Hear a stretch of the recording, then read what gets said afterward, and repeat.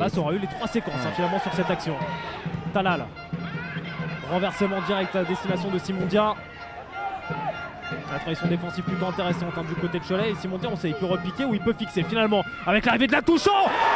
Bafodé Dramé n'avait jamais marqué jusqu'alors en championnat national. Il a choisi son jour. Arrivé à Sannois en janvier 2016. Il a attendu son 33e match dans le championnat pour marquer à la 7e minute le plus rapide de la saison de Sannois. Et ça fait en plus 1-0. Oui, complètement. Et on le voit souvent revenir sur le pied droit. Là, il n'a pas eu besoin de revenir sur le pied droit ou de reprendre un appui supplémentaire pour le pied gauche. Parce que ce qui a été intéressant, c'est le... Attention quand même à la combinaison Fleury. Le 1-2 avec Rocheteau. Michael Salamon une fois, 2 fois. Passe à Maxime Fleury à la 10e minute. L'ancien tonnier réveille le SO Cholet. Intervalle de Dia pour aller retrouver la Touchant. Retour sur le pied gauche. Talal qui ne peut prolonger. Ménard finalement du pied gauche. Et qui va disputer le ballon sans faire de faute face à Maxime Fleury. Beaucoup trop attentiste. Elle bon centre de Ménard, la tête de Simondia. Il s'agirait de mettre un peu plus de voix. Allez, Dia fort, la sortie compliquée pour Guivard, gêné par Malaga, la tête de Dramé. Sauvetage sur la ligne qui était de Alassane Sango, encore Alassane Sango. Dans les 6 mètres, en tout cas qui sont à proximité de la surface de réparation. Talal dans le bon tempo pour Bafodé Dramé. Avec ce centre contré repris par Simondia. Talal avait plongé au premier, c'était au second poteau qu'il fallait être à la 39e minute. Ce genre de scénario.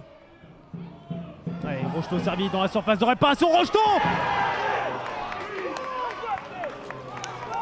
Ça guette toujours l'entente Sannois Saint-Gratien à domicile.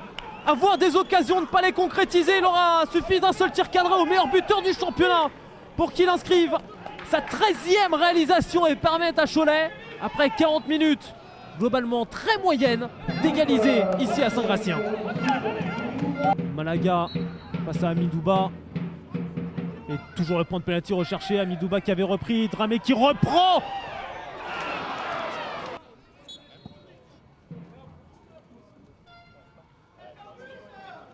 Rocheteau qui n'est pas en position illicite.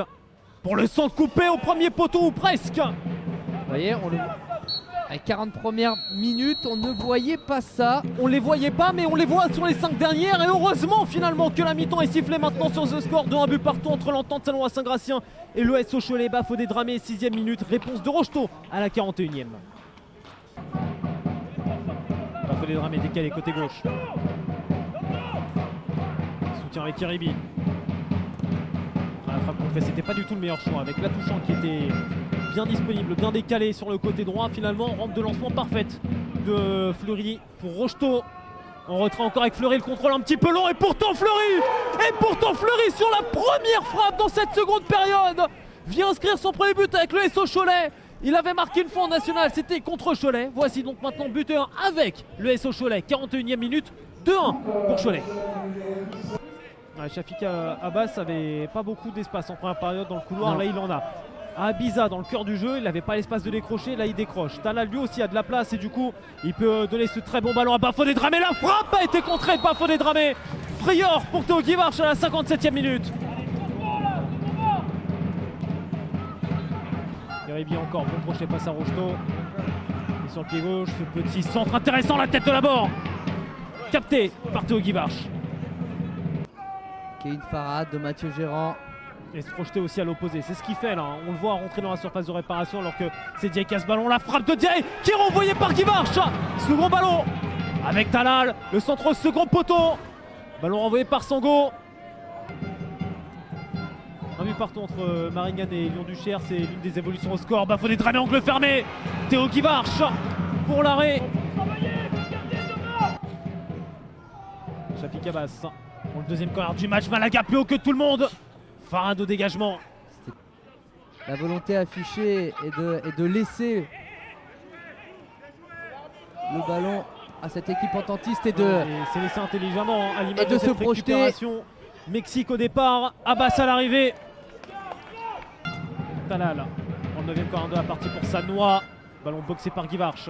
Elle fait du bien cette intervention de Théo Guivarch. Ouais, ce ballon pas assez appuyé par contre de Ménard, l'incompréhension au départ. Attention, Avec la touche. attention. Baouya, chemin du but ouvert pour Jonathan Mexique, l'ancien Lodonien ne va pas trembler au moment de mettre définitivement à l'abri le SO Cholet. À la 78e minute, Mexique choisit le meilleur moment dans cette partie pour inscrire son 5e but de la saison. Au plus loin, on va dire. On connaît en tout cas sa qualité. Ouais, la qualité de Théo Guivarch, on la connaît aussi pour sortir ses ballons chauds. Et ça révèle quand même les difficultés après avoir concédé l'égalisation à continuer à être vraiment dangereux, surtout que dans les différentes actions qu'on note dans cette partie, elles sont quasiment toutes du côté de l'Entente Saint-Gratien, comme celle-ci avec la remise de Swissy, la reprise derrière de la barre. Ce ballon va finir au fond avec une position de hors-jeu contre Amidouba.